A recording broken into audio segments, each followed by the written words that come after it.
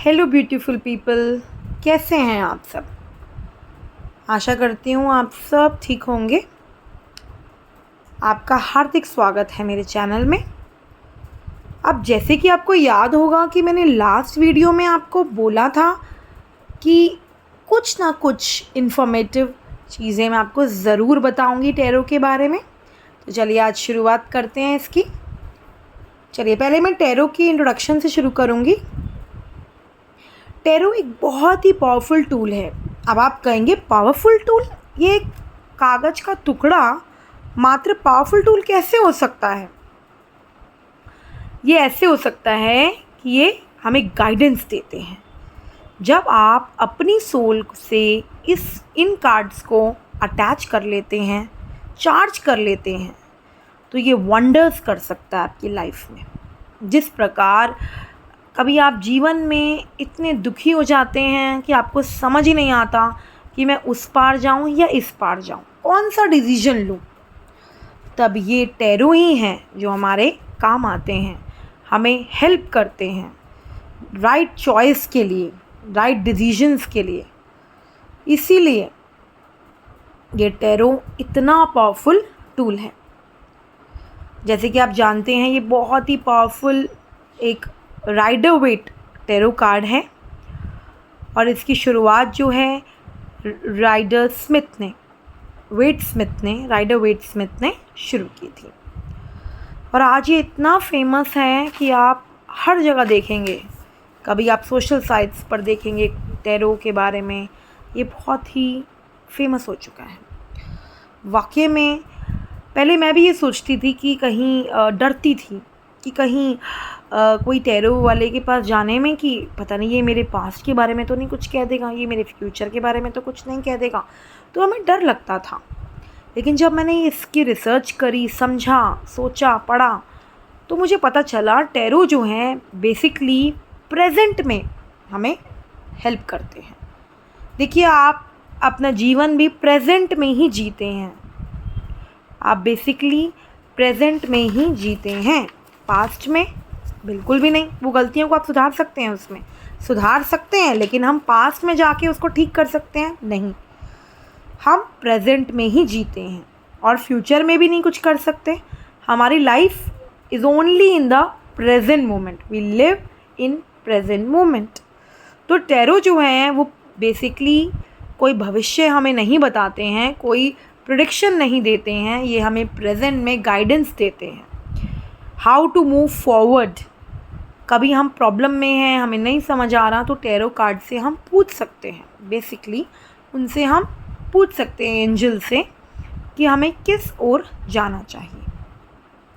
और टैरो जो है सिर्फ इसमें ही नहीं, डिसीजंस में ही नहीं, मनी मैटर्स में, फाइनेंशियली, पर्सनल ग्रोथ में बहुत हेल्पफुल है।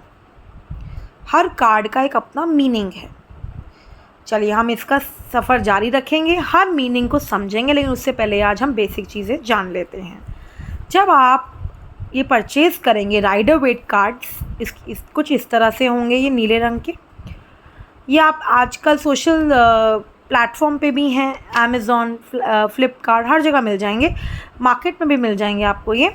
लेकिन जैसे ही आप इसे रिसीव करें तो उस रात से लेकर अब हफ्ता जो है अपने सरहाने के नीचे रखकर सोना है आपको, ताकि आप इससे कनेक्ट हो सकें, ये आपको सही जवाब दे सके, आपके साथ बात कर सके।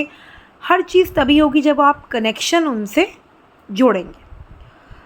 हफ्ता सोकर उन सरहाने के नीचे रखकर फिर आप महसूस करेंगे कि कुछ क्वेश्चंस पूछेंगे आप कि हाँ सही जवाब मुझे मिल रहा है। अभी आपको लगता है कि नहीं, अभी कनेक्शन नहीं बना है, तो आप उसको चार्ज करेंगे।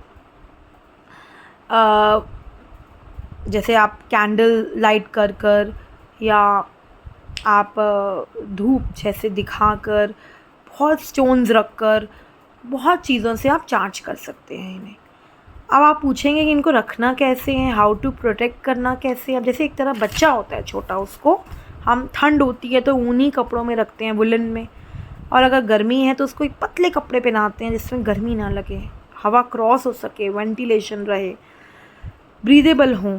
तो इस जैसे कि मैंने यहाँ पर ये क्लॉथ रखा हुआ है, आप भी कोई अच्छा सा जो आपका मन कहे जिससे, खुद आपको मार्केट से परचेज़ करके लाना है, उसको आप सजाना है तो आप उसके किनारे पे गोटा लगाकर खूब सुंदर तरीके से उसको ले आइए।